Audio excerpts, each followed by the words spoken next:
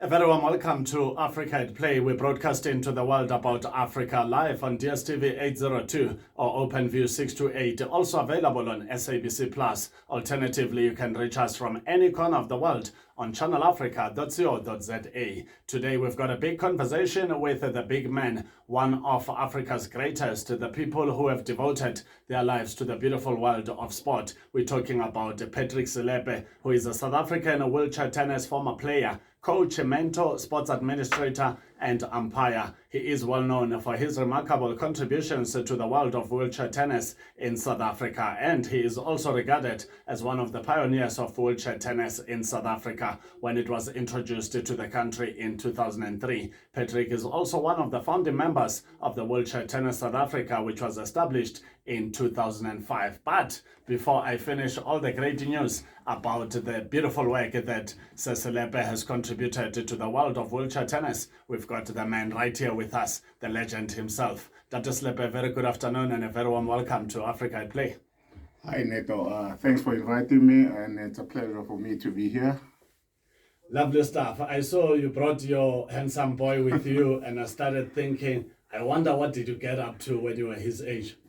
Yeah, man, I don't know, but it's one of those things that, when you wake up and say, I'm going for an interview, and I want to see, I've never been in places like that, so yeah, that's why he's here himself. Ah, lovely stuff. What did you get up to as a young boy like him?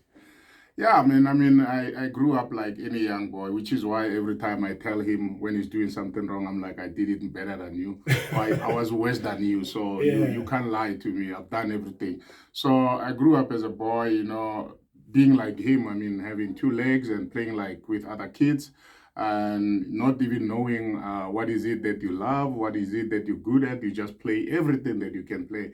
But the good thing, I was playing sports. I was into soccer, I was into volleyball, basketball. I was doing all those. And then, until what happened. Yeah. Out of the list of all these sporting codes that you managed to be part of, which one is still close to your heart except for tennis? Yeah, soccer. I always say soccer is easy. The reason why I'm saying easy is tough because you're not playing alone, obviously. It's not a showcase that you will play, you will make it. But when you have a good team and you're playing, it's easier. You don't cover the whole field. You have your own portion to cover. You have a lot of minds in the field, unlike, in tennis where it's you and yourself. Yeah. You're alone. Yeah, unless you play doubles. Exactly. And even when you play doubles, it's you and your double player, but at the end of the day, it ends there. True.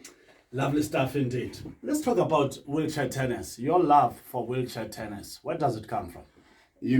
Some of the things, if you grow up and then you don't have a plan to say, I have to be here, from here I'm moving there, it's like there was no plan. So for me, I take it like it's a calling.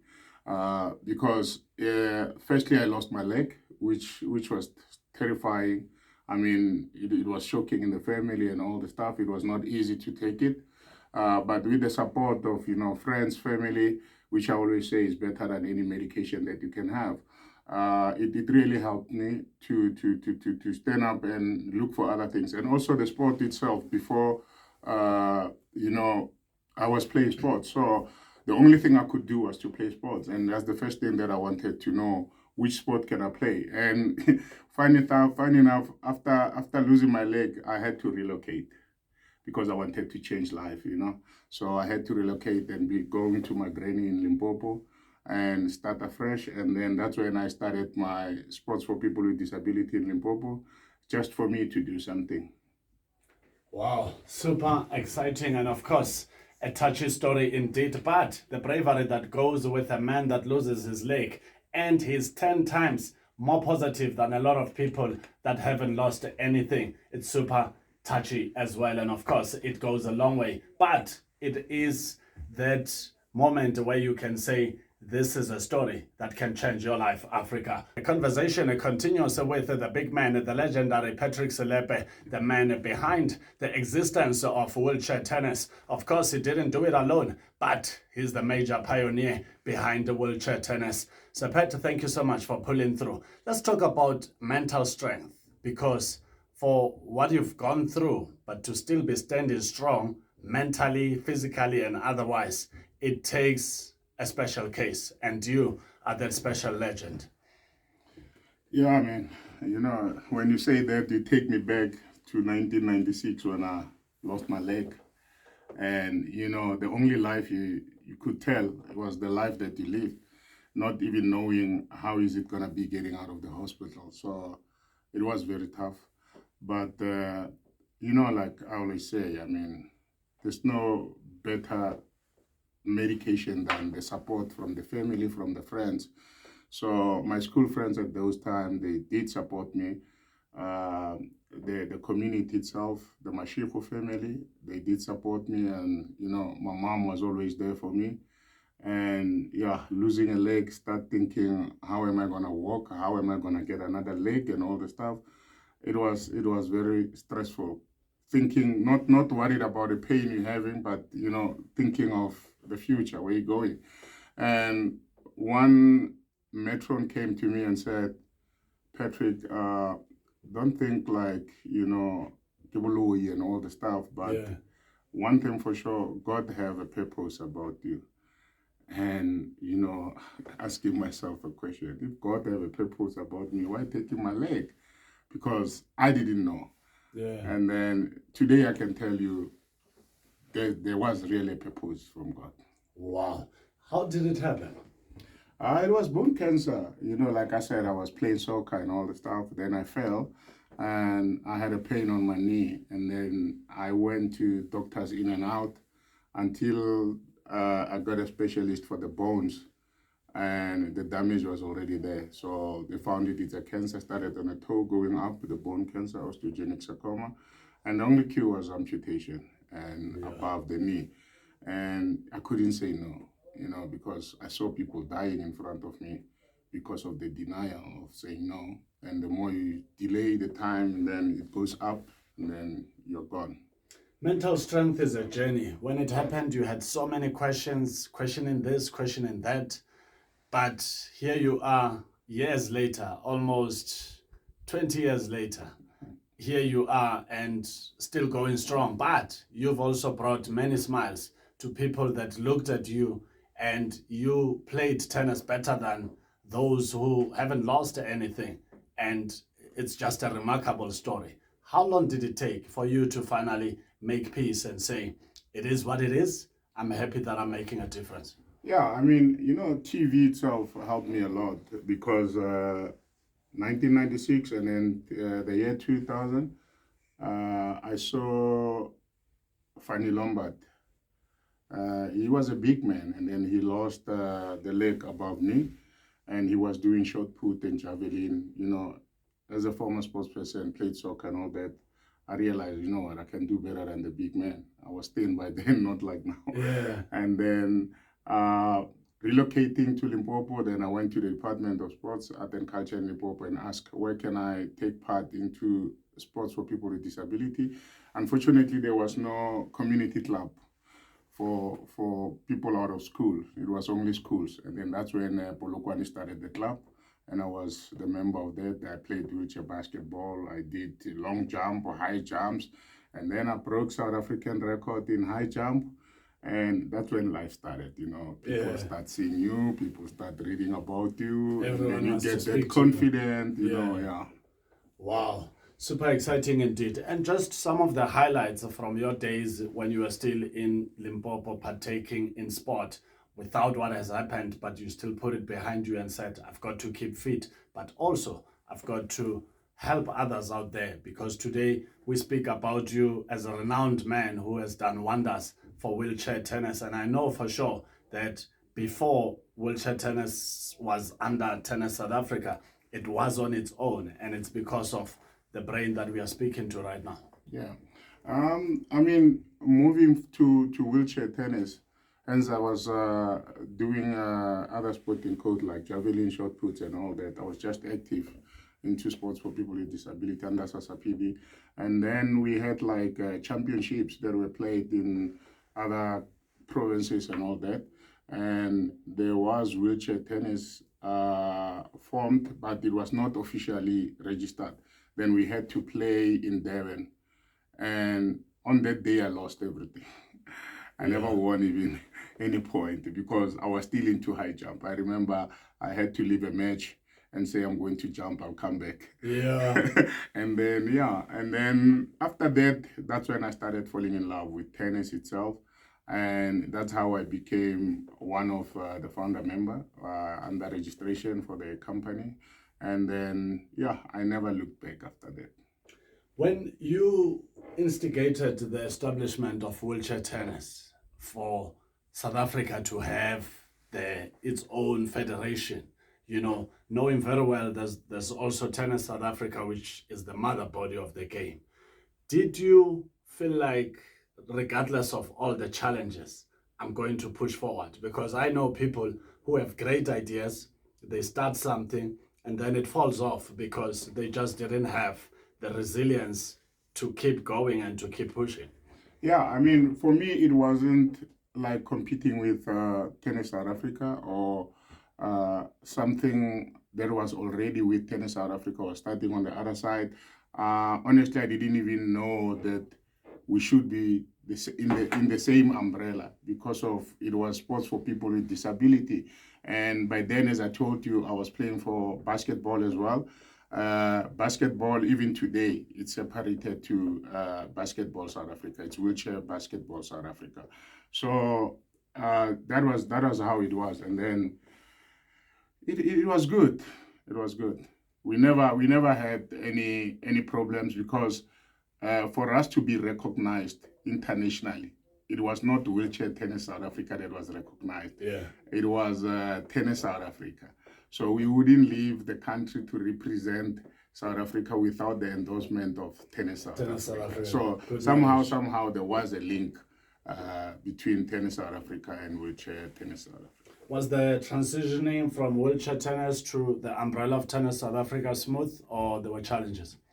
Yeah, obviously, expectations, excitement. Also, any change is not an easy change because you don't know what it comes with. Good knowledge. So we knew that we go into the big federation, which we knew that we were under it, even though we were sub-federation and all that. And then, it happened with all the challenges and all the good things that happened. And then we are under Tennis South Africa. Super exciting conversation indeed with the legend of the beautiful game of tennis under the umbrella of Tennis South Africa, but of course doing the most for wheelchair tennis. Conversation continues with the legendary Patrick Selepe, the man behind the existence of wheelchair tennis, of course with the team, those that saw the need to work together to make certain that those that plays wheelchair tennis do not suffer and are taken good care of. And that does not mean it's been an easy journey. Prophet, I know that just the wheelchair for wheelchair tennis does not come cheap. You're talking about over 100K for a decent version. How has the journey been? Because it's not just about you, but also those that plays the sport. Yeah, I mean, it's very expensive. I don't want to lie to you. You can imagine able-bodied tennis. Excuse me. The able-bodied tennis is expensive based on the time for coaching, how much you pay for your sessions, how much you pay for your sneakers, because if you're running on court, those shoes won't last even longer. And how much are they? Also in thinking of the racket. Yeah. How much can you snap? How many times can you snap the racket, the over grips and all the stuff? So with us, we adding on top of that the wheelchair. We're not using sneakers. We're using the wheels. We're using the tires. Those tires, it's very expensive. The maintenance of a wheelchair itself, very expensive. When you travel Europe or wherever for playing tournaments, it's more like being alone, but you're traveling with the next person because of it's your wheelchair. Yeah. And on the other side, maybe you're having your day chair. So it's two wheelchairs, your racket bag, luggage itself. So that is too expensive, my brother. Very expensive, man. Has the corporate world been nice to you, or it's an uphill? Yeah, I mean, it's tough. It's tough, especially after COVID. it's very difficult for any sporting coach to get sponsors, and for us it's more expensive because more difficult because first of all you need to explain to people how do you play wheelchair tennis, you know how big wheelchair tennis is. I mean, in every company want to know how far can we take our branding, our name, and all the stuff. So it's a challenge, you know, and we can't compete with other sporting codes that take fame and all the stuff. For example, we are about to go to the Paralympics and Olympics. Look at it. Olympics might come with 5 medals. Yeah. And there will be noise the whole month. And then we come back with the Paralympians and we come back with 25 medals. Yeah. Nothing. Eish. So that's how it is. Yeah. Yeah. Will there ever be equality? I mean, I always ask myself, what is equality? I mean, the one who's more in need, you give them more. And the one who's less need, you give less. Then that's equality. Yeah. So it's tough because, I'm much of stereotype. I'm much of focusing on whatever that I have to do and push for it. And some of the things, you don't even want to dwell into them. You don't even want to look at them. Am I treated the same or what? And all the stuff. You don't go that route. Because immediately you focus on those, you will lose a lot, positive-wise. Yeah. So challenges are there, but we should make life out of those challenges. And that's what's happening. There you have it from the legendary Patrick Selepe, that is the pioneer of wheelchair tennis in South Africa. He used to excel in long jumping, and of course I still want to find out his message for the long jumpers that are going to Paris for the upcoming Olympics slated for July and August. But I want to bring to the conversation Thabang, the young man who is a son to Sir Patrick Selepe, who plays football and rugby. Thabang, a very good afternoon and a very warm welcome to Africa at Play. Hello. How are you doing? Fine, thanks. How are you doing? Lovely stuff. So Daddy was telling us that, when he told you that he's coming here, you said, no ways, I'm going with you. How's it going? How do you feel being here? I feel very much happy and it's a good experience for me. Wow, lovely stuff. So Daddy used to play football during his young days like you, and I see that he rubbed off his football tendencies to you now. Now you also play football. What drew your attention to football? I see people winning trophies and World Cups, and I was like, why don't I try this? Maybe I could play professional one day. Wow, and you could even do it better than others who have played professional, right? Yes. Your favorite player? I'll say Messi. Lionel Messi. Yes. Wow, so if you make it big, who will you play for? I'll say Manchester City. Manchester City. And who do you want to beat? Because you just win. I want to beat Real Madrid. Real Madrid in the UEFA Champions League. Yes. Why Real Madrid? People say Madrid is better than Man City, so I want to prove them wrong. Yeah. Yes. Any player that you think from Real Madrid is a threat to Man City? I'll say Vinicius Jr. Yeah. Yes. So maybe by the time you play for Man City, he won't be there. So yeah. you'll deal with the challenges of your time. Yes. Wow, lovely stuff. What position do you play? I play centre back. Centre back? Yes. Hey, that's a crucial position. Yes. Tell us about a game where you had a good game and you felt like, Thabang has arrived. It was against Field this year. Yeah. We were playing in a match and then they put me centre back because I was centre back, so I doing things wrong. Then they put me there, then I changed the whole game. What did you do when you got there that they did wrong and you corrected and did right? Stay in your position, mark, focus, and wake up in the game. Wow, super exciting indeed. How old are you? 12 years old. 12 years. So this is a bundle of joy in sport conversation because we've got that segment as well as Patrick, where we speak to the young ones, 12 years and under, and it's called Bundle of Joy. And then there's one 13 to 19, which is teenager in sport. Super exciting indeed. You also play rugby. Where do you find the time to play both? Rugby starts now in June, and then so I get the time to play during the month. Then when June starts, I won't be attending soccer that much. I see. But as and when you get an opportunity to do so, you'll still attend, so you don't lose out. Yes. Wow. Do you only play at school? Yes, I used to play for Central Blues, but I left so I can focus on rugby. Ah, okay. And what position in rugby do you play? I play wing and right wing, left wing and right wing. Left wing and right wing. So you can play with both feet? Yes, yes. Wow. How important is it, Tabang, for a soccer player, for a sport athlete to be able to be versatile? Like in your case, you are a lot better than a lot of players that did well. Because, for an example, if you take a player like Spiro Chabalala, amazing player, scored the first African goal on African soil during the first ever World Cup in Africa with his left foot. But every time the ball goes to the right, he has to direct it to the left. Whereas in your case, whether it's on left or right, it's easy does it. You just go with the flow. How important is it for a player to be versatile and be able to play in with both left and right?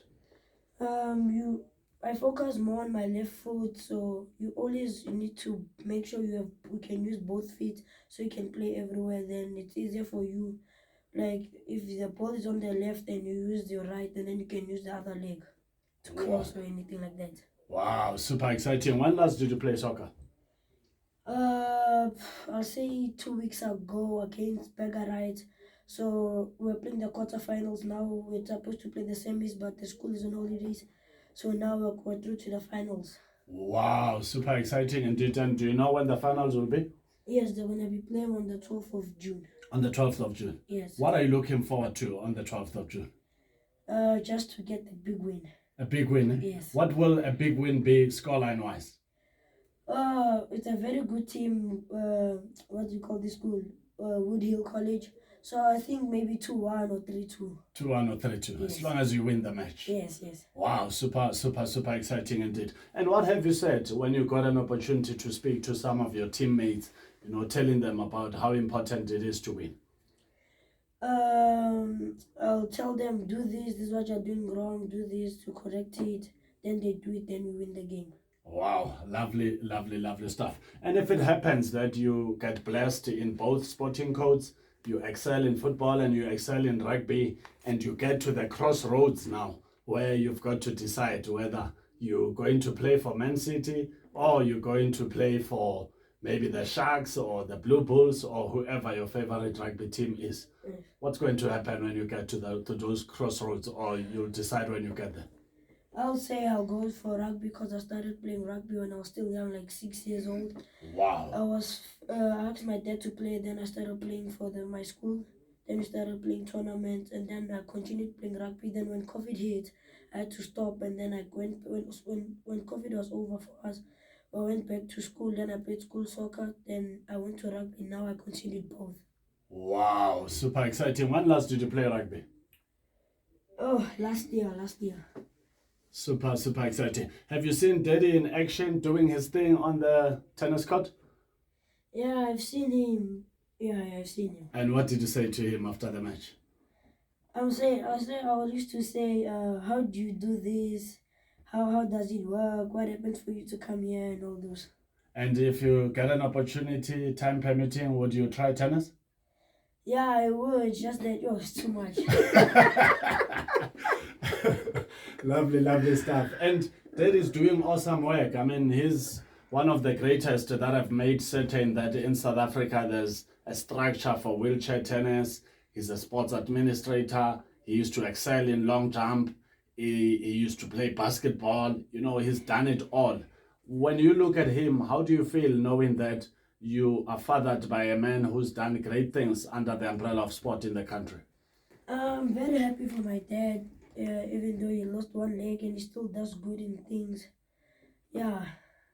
Wow, super exciting indeed. That's Tabang, the son of Patrick Selepe right here on Africa at Play. He plays football, he plays rugby, and he wants to play for Manchester City, the citizens, to beat Real Madrid. Super exciting indeed. One day when it happens, you must tell them that I told Uncle Neto on Africa at Play that one day I want to play for Man City and beat Real Madrid, right? Yes. Super exciting indeed. Prapet, you've got a lovely son in Tabang. How do you feel knowing that you've got a son that took after you in a way, because he's playing soccer that you played? It's just that his character came to picture when he went for rugby as an option, whereas you would have gone for long jumping and basketball. Yeah, I mean, you know, when a child come to you and say, I want to play rugby, it's like, what? Yeah. You know, I didn't even know the rules of rugby or anything some sort. But if I remember well, I'm a coach. I love development. And if you get a professional person to teach you the basics, you will be right and you'll be safe. And then that's when I took, you know, the proper route. And he started playing at the age of 6 for under 6. And then he did very well with school. I was surprised. I was impressed. And yeah, until COVID hit. And then after COVID, the first thing that he did was to play soccer. And also I was like, no, you never played soccer, but you can't play soccer. Yeah. Only to find he had been practicing with the friends, and the friends are the ones who motivated him to say, hey, you're good, you must come to our club. And then he said I must take him for trials without even seeing him playing. And then I took him for trials at Blues. And then they took him, and I was still like, how come? Because he's not a soccer player and all that. Yeah. And then I was overseas. I came back, and they had some school match. And then I sneaked around and go and watch him playing. And he was playing on the left wing. And then I was like, yo, I went to the coach and say, hey, who's that boy? And then he told me a lot about him because he didn't know me. And then that's when I was like, yeah, that's my son. Wow. So yeah, it's very impressive Yeah. because he's good with both. Yeah. Good with both. Yeah. Wow. Exciting African story indeed. When you look at wheelchair tennis today, and you look at the likes of Donald Rampardi, Kotatso KG Monjani, people who are now able to go out there, go overseas, and be part of international tennis events representing the country. And this is where you start thinking that, wow, from where we started to where we are, you've produced stars. Perhaps, you know, even Tennis South Africa will be happy to see that, you know, it's a good thing that we were able to have talks with wheelchair tennis, because now the umbrella of tennis is represented well out there. Yeah, Neto. I mean, it's very good that we have players at that level. But honestly speaking, we could have more because we had a breakdown at some point where the development and the intermediate players were not functioning. Yes, we know COVID played a major role. We lost a lot because of COVID. But if you remember well, we used to have 6 international tournaments at home, and more than 50 players from South Africa will get an opportunity to compete and get international ranking at home. Now we 0 international tournament. So meaning those players that used to play, they no longer play, you know, and we used to have like regionals, provincials, nationals, and because of funding, we no longer have those, which is a very challenging thing. And if you look at it, I will say high performance wide is not safe because we're talking 6 players that I can mention. I mean, 6, 7 players at the high performance level. You should at least have like 20 players at the high performance levels that are on tour, you know, because if KG have an injury, she has to take like 6 months not playing. If Donald, any player that is playing now have an injury, it means from that region, then you're out, you know. Yeah. So that is a very challenging thing. But we're not sitting. We know we don't have money, but we have to make things happen, which is why for now, in order for us to close that gap, we have to introduce the juniors. You love development. With your love for development, talking about introducing juniors, what age group are we talking about? And much as you could be on the court doing what you do the most, mentoring these young ones, but at the back of your head, you also worried that imagine if we had resources to make things happen, this development process would be much smoother. Yeah, believe you me, don't get me wrong. I love both of development and high performance. High performance obviously is the cream of the country, and it's very easy because you're working with people who know what they're doing. Yeah. But there's a lot of work when it comes to development because you're teaching, you're introducing, and it's not only teaching how to play tennis, also how to live life outside the tennis life, you know. So there is too much work, and the reason why I will say 60-80% of my job it's on development because the gap that we're having. So that's why I'm focusing more on the development side than the high performance, and it's very challenging because number one, where do we get the players? That is where the toughness comes, and the equipment and the traveling to all the schools is challenging. And also, development is not an event, it's a journey. Yeah. And it's a journey that all those that claim to love sport must love, because if you do not invest time and resources and facilities in that journey, you will not talk about high performance players, because where will they be coming from? That's one thing that pushed me to go more on when it comes to development, because when KG started playing, when Donald started playing, I'm the one who introduced Donald into the sport. And it was just a mere thing that I was doing to all the schools. I will travel to schools and say, here's the wheelchair, here's how you push the wheelchair, and how you hit the ball, how you hold the racket and all that. And boom, after a couple of times, Donald is the one playing. Yeah. Donald is now a Grand Slam player. Yeah. That how does it make me feel that, Donald is living life because of wheelchair tennis and where he started. So that's where you feel like, we have to give more opportunity to more players, and then obviously with the aim to close the gap. And who knows, our country one day will win the World Team Cup. Hey, that'll be awesome. Conversation continues with the legend of the beautiful game of tennis, Mr. Patrick Selepe, together with his son, who is all over the sporting fields, playing rugby and playing football. He tried tennis. They loved his work at the mentors, but he still loves rugby as his number one sport. However, if all goes well, he might play for Manchester City, and that could mean goodbye to rugby, because I've met people who say, I used to love the sport, but I ended up playing this one professionally. Those are stories you get out there. Beautiful African stories indeed. Prepared wheelchair tennis in terms of the future with all the challenges that you have tabled. What are we talking about in a decade or so to go? Like in 10 years' time, what could have been realistically achieved? Because at the moment, you are playing catch up, and obviously COVID did not help. Yeah, I mean, the plan is there.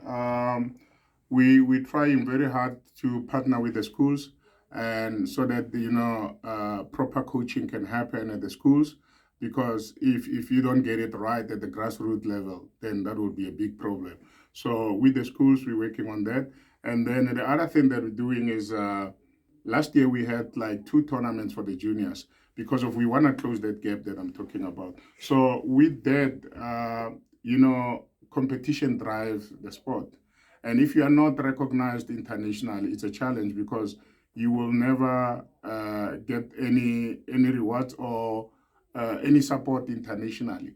So that's why we brought in international tournaments last year, which was in September, just to test that can we really do this. So last year, September, we had a school hosting a tournament called the Tembelihle, and then followed by Johan Cruyff Camp. Johan Cruyff Camp is an African camp. It's a regional camp where we invite players around Africa and the coaches. So at the same time, we'll be mentoring the coaches and then also working with the players. So it happened very well last year. And then this year we applied for 5, which is to top up. And then the first tournament was in March in Mpumalanga. And after that tournament, the winner of that tournament from a boy from Tando Nokama from Eastern Cape, then he became number 16 in the world for the juniors. Yeah. And then automatically we were recognized by International Tennis Federation, and they were invited to World Team Cup for the first time. And we took them there to take it recently. And look, it's not a matter of winning or losing, but it was very super great to see those guys playing. Yeah.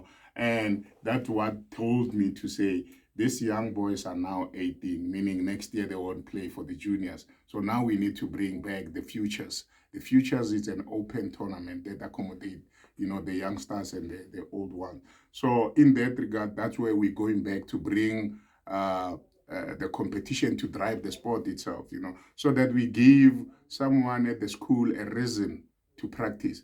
Because if you coach this young man and he's not competing, you won't have a reason why he should be the best, why he should be good, why he should give it all. So that's where we're going. And even now in June, we have 2 tournaments, 10 to 15. We'll be playing at Arthur Ashe Tennis Center. And we have one player from Australia which is good that we are recognized. And we believe that we will definitely close that gap. And for me, I will say the future is looking bright. And I believe that with what we're doing, with the little that we have, more people will come and give us the support to get to the next level. What have you been able to zoom into when it comes to wheelchair tennis in Africa? Yeah, I mean, because of the experience that I have, being a player, done this and that, and also, doing coaching courses like to be recognized by ITF. I did my level 2 coaching with the International Tennis Federation, and together with that experience, I'm helping Africa. At some point, I was working with International Tennis Federation to go to countries like Kenya and help in terms of governance. What will be the easiest way for Tennis Kenya to work with wheelchair tennis in Kenya, and to work with coaches, because believe you me, in wheelchair tennis you can be a highly qualified coach, but if you don't understand the disability, you will never ever get the results out of the player that you are coaching. You first have to understand that, Donald's disabilities like this, Alwande's disabilities like this. So it means biomech won't be the same when it comes to the two of them. It will always be different, which is why, according to ability and disability, one will be saving like this, one has to do it like this. It won't be the same thing to say, this is how we do it, this is how you're supposed to do it, but we're also looking at the strength and all that. So that's where I was working with Africa a lot. And then, we communicate, they always consult, hey, how do I do this? How do I do that? And even when I speak to ITF, I'm no longer talking only for South Africa. I'm talking for Africa. Continent. Because believe in me, that's the way to say, if Africa can be strong, for example, if we have Botswana, Swaziland, Zimbabwe, it will be easier, Lesotho, for us to drive there and play the tournament. And then I can take 20 players there, Yeah. But if I have to go to Europe, one player, it's costing almost 60,000 rand to play a tournament. So that's where we go in to say we need to fix home first, and then if home is fixed, then we'll be good. Wow, super exciting indeed. How do you feel that when you speak to the ITF, you speak on behalf of the African continent? It happened without even thinking about it, because immediately when you start talking to coaches around the country, Nigeria, Kenya, you feel like they really trust you. And you need to come up with something that include them, And with what ITF is giving, some of the nations don't even have information. Simple thing that you can give is information, because we are also supported by ITF, and the same way they can be supported by ITF. For an example, we're hosting Africa Camp every year in September, but I was not happy to say only 2 countries will come. Why should we call it Africa Camp? Whereas we have Botswana, we have Tanzania. What about Zambia? What about Kenya? What about Gambia? And then that's when we started talking to the ITF recently to say, this year we would like to do it different. We need more countries. And the only way we can have more countries, which will also help ITF worldwide to increase the numbers of participation, because to ITF, it doesn't mean when I have 100 players in South Africa, I can say I have 100. They must see 100 players. And how do they notice that we have 100? Through ranking points. Yeah. So we need to have more African countries coming to us, only if they can give them the grant to play their own national. And then after playing their national, then the winner of the ladies and the girls can come to the region and play for Africa. And then that makes sense. It's an African camp, it's an African competition. And at the same time, during that time, we're hosting an international tournament along the camp, so they will also benefit the ranking. So that's why this year ITF granted that, and they agreed, and then they gave the neighboring countries some grants, and then definitely we're looking forward to see them, and then, improve the standard of wheelchair tennis in Africa. When it comes to the development of the game, are we seeing a lot of girl children coming on board? Is there an appetite for them, for wheelchair tennis? Yeah, Neto. In real life, besides disability and all that, it's a challenge to have women participating in sport. So in wheelchair tennis and maybe wheelchair basketball, there's always majority being, male players, and there and there we have females that will come on board and excel, and the only way to keep them is by giving them more support, for the fact that, they are here, they have love for this sport, and then we give them more support, and then that's when they automatically fell in love with the sport. So, which is why, I mean, you can see in South Africa high performance level, we have more than one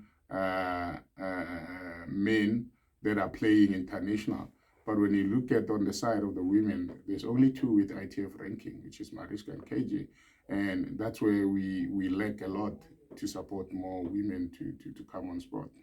Wow, super exciting indeed. Your thoughts on a player like Alwande Skhosana? Yeah, man. Tabang will tell you, Alwande is like a family to us. He used to stay with us in the house. And, seeing him growing from, being a junior player and to the senior player and growing to the highest level, it's a touching thing. At the same time, it's a motivation to say, if everyone can be given an opportunity to participate and get the support needed, we all can make it. Yeah. The talent is there, but it needs more support. It might be emotional support, financial support, and all that. That's what makes a player to be a good player. So I'm very much happy with where he is now, and definitely sure with the pace that he's doing things, I'm 100% sure that he will definitely break into the top 10 in the world. Because recently when we were in Turkey, he had like 3 match points against number 1 in the world. So that was to show that, I'm ready now. I can definitely compete with the top 10. So yeah, and qualified for the Paralympics is another thing. So definitely it's going places. If you find yourself in one room and it's just the two of you with the Minister of Sport, Arts and Culture, what will you say to him? Yo. Yeah. No, I mean, like I said, sports is driven by competition. That's why I will ask him to invest more, bring the international tournaments at home and support the structure of wheelchair tennis at high performance. Because you can see KG traveling the world and all that, and you think everything is okay.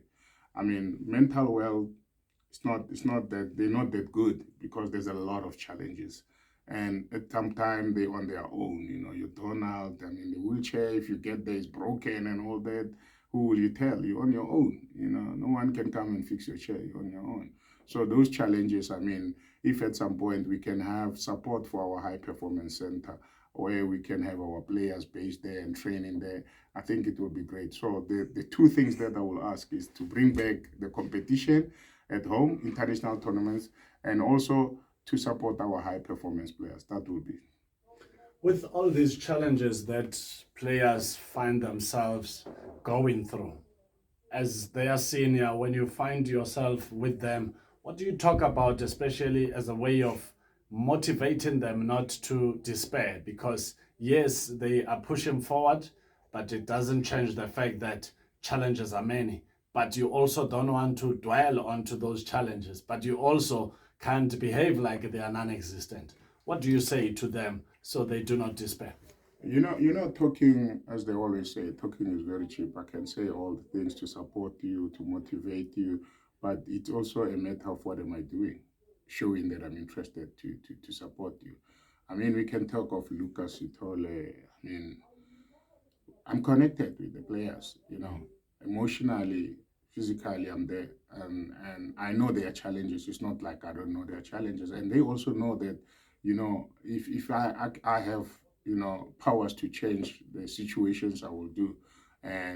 But the mere thing that they really appreciate is that anytime they talk to me, I listen. And if there's any how I can help, I'll definitely always help. Wow. Super exciting indeed. If you have just joined us, we are wrapping up a conversation with the legend of the beautiful game of tennis, Patrick Selepe, the man who's played them all, played basketball, played soccer, now is busy with wheelchair tennis, a sport he played.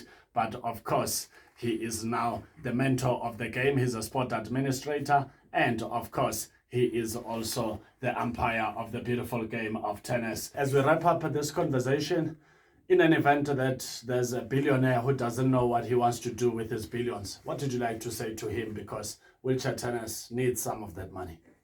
Yeah, we will definitely use the money wisely, and he will definitely get the mileage. As you hear, Donald is in France, we have been in Turkey, we have been in Mallorca, in Spain, and we travel in the world. So definitely you'll get that mileage. So please, be begging, come and support us, and you will definitely not regret supporting wheelchair tennis. Beautiful stuff indeed. Your message to an African child who's been listening to this conversation and they so wish they could just press a button and find themselves at a tennis court playing the beautiful sport of tennis. Yeah, it might not be tennis only. There's a lot of sporting code that can change lives. First, it's all about do what you love, not what gave someone or changed someone's life, but do what you love, and then the rest will follow. So get out and then just take your time and then do what you love. Anthony Murutani, the communications manager at Tennis South Africa, also speaks highly of you, and you've been in communication for quite a number of years now. What kind of a gentleman are we talking about here? I call him Warra because we're both from Limpopo. Yeah. So there's a lot that we will always argue about, but at the end, one thing I like is that he's too professional, and we will always come up with a way forward out of whatever that we be struggling about. And he's one person that we can always advise when you need more advice, because he has been in the game with wheelchair tennis for some long, and he knows the game itself and the struggle that we're going through. Thank you so much for pulling through to Africa at Play, dressed in SA colors. And I hope that these colors can, speak to the powers that be to say wheelchair tennis needs the real attention for the sport to hit the high heights. Thank you for the invitation, and thank you for the young men, coming here, because we deny them an opportunity to see what we're doing when we're saying we're going for interviews and all that. So this was a great opportunity for him. And the national colors, I don't just wear them, it's where we got them today. We had to unpack them because I respect my national color so much. So It's all because of you that I had to wear my national colors in pride. Yeah, we really appreciate it. Let's also wrap up with future Manchester City player, Thabang. So Thabang, as we wrap up this conversation, what can your followers look forward to? To focus on what they love, as my dad was saying, and listen to your coaches and learn more skills, and maybe can also go professional. Yeah. Did you have to write mid-year exams? Yes, I had, but I just finished my exams, and How did it go? It went well, and my dad just gave me advice of studying more, and maybe my marks can go high. Is it? But are you happy with, let's say, last year's results in terms of your marks? Yes, I was very happy with the marks from last year. Yeah, so you must either maintain that bar or go higher. I must go higher. You must go higher, né? Yes. Yeah, let's see if you can break that 100% and go above 100 if at all possible. Yes. Thank you so much for pulling through. How was the experience? It was a very good experience, and I'd like to thank my dad for bringing me here with him. He's a good father, né? Very good. Fantastico. There you have it. That is Thabang, the son to the legend of the beautiful game of tennis, Patrick Selepe. And a big thank you to both of them for stopping everything to be here with us on Africa at Play.